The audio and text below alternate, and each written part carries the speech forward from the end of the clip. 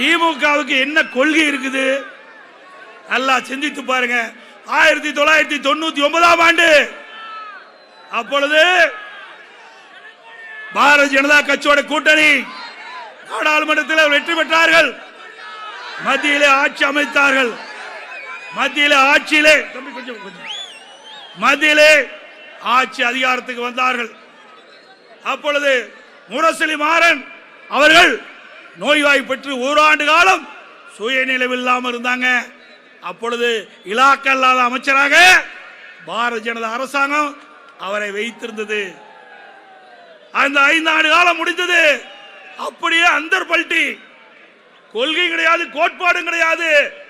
2004 காங்கிரஸோட கூட்டணி. இவர்கள் நம்மை பற்றி பேசுவதற்கு அருகதை இல்லை. திரு ஸ்டாலின் அவர்களுக்கு சந்தர்ப்பவாத கட்சி திமுக கட்சி. பச்சோந்தி கூட கொஞ்ச நேரம் கழிச்சுதான் நிறம் மாறும். இன்றைக்கு அடிக்கடி நிறம் மாறக்கூடிய ஒரே கட்சி திமுக கட்சி. பதவிக்கும் அதிகாரத்துக்கும் வருவதற்கு எதை வேணாலும் விட்டுக் கொடுப்பார்கள். அப்படி விட்டுக் கொடுத்துதான் 1999 ஒரு கட்சியோட மத்தியிலே ஆட்சிக்கு வருவதற்கு, மத்தியிலே பதவிக்கு வருவதற்கு, அதிகாரத்துக்கு வருவதற்கு கூட்டணி அமைத்தார்கள். அப்படியே 2004 மத்தியிலே ஆட்சி அதிகாரத்துக்கு வருவதற்கு காங்கிரஸோட கூட்டணி அமைத்த கட்சி தான் திமுக கட்சி என்றும் சொல்லுகிறார். இன்றைக்கு மத்தியிலே ஆளுகின்றவர்கள் இன்றைக்கு நம்முடைய தமிழ்நாட்டுக்கு வழங்க வேண்டிய நிதியை கொடுக்க மறுக்கின்றார்கள்.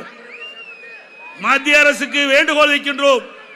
தமிழ்நாட்டு மக்களை பாருங்கள், எங்கே ஆட்சி செய்கிறவர்களை பற்றி கவலைப்படாதீர்கள். தமிழ்நாட்டு மக்களை பாருங்கள்.